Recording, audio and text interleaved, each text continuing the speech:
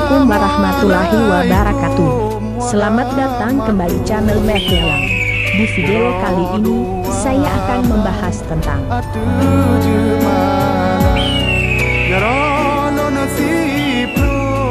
Benteng Indrapatra, bukti sejarah Hindu di Aceh dan sepenggal sejarah peralihan Hindu Islam di Aceh.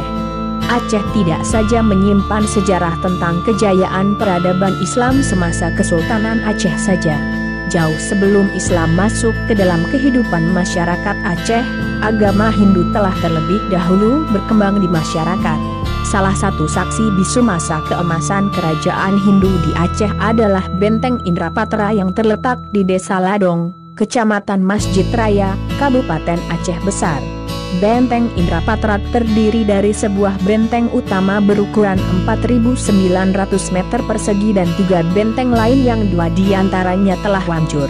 Situs arkeologi ini didirikan sekitar tahun 604 oleh putra Raja Harsha yang berkuasa di India, yang melarikan diri dari kejaran bangsa Huna. Keberadaan benteng ini menjadi peninggalan sejarah mengenai proses masuknya pengaruh Hindu dari India ke Aceh. Diperkirakan pada saat itu, kerajaan Hindu, Lamuri, mulai berkembang di daerah pesisir utara Aceh Besar. Benteng ini merupakan satu dari 3 benteng yang menjadi penanda wilayah segitiga kerajaan Hindu Aceh, yaitu Indrapatra, Indrapuri dan Indrapurwa. Pakar arkeologi Repelita Wahyu Utomo, dari Balai Arkeologi Medan, dalam makalahnya yang berjudul Lamuri Telah Islam Sebelum Pasai mengungkapkan, secara arsitektur, beberapa bagian benteng memang masih memiliki motif bangunan berciri pra-Islam. Hal ini terlihat antara lain pada 2 sumur di area benteng utama yang berbentuk menyerupai stupa. Dalam aspek fungsionalitas, benteng ini mengalami perkembangan sehingga masih dipergunakan hingga masa Sultan Iskandar Muda dari Kesultanan Aceh. Semasa Kesultanan Aceh, benteng ini berperan besar sebagai salah satu garis pertahanan dalam menghadapi Portugis.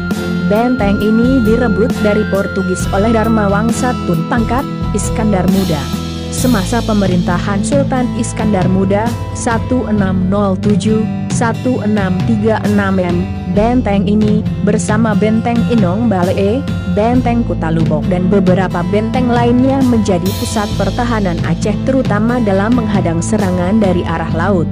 Posisi benteng yang berhadapan dengan Benteng Inong Balee di seberang timur Teluk Ruweng Raya berperan strategis dalam mencegah armada Portugis memasuki Aceh melalui teluk ini. Salah satu keunikan yang dimiliki benteng ini terletak pada susunan konstruksinya yang kokoh. Kekokohan benteng ini terbentuk oleh struktur penyusunnya yang terbuat dari bongkahan batu gunung yang saling merekat kuat satu sama lain. Rahasianya terletak pada adonan yang merekatkan bongkahan-bongkahan batu gunung tersebut. Adonan tersebut dibuat dari campuran kapur, tumbukan kulit kerang, tanah liat dan putih telur. Penggunaan putih telur sebagai perekat bangunan seperti ini juga dapat kita temukan di beberapa bangunan kuno lain di Nusantara seperti Candi Borobudur dan Prambanan.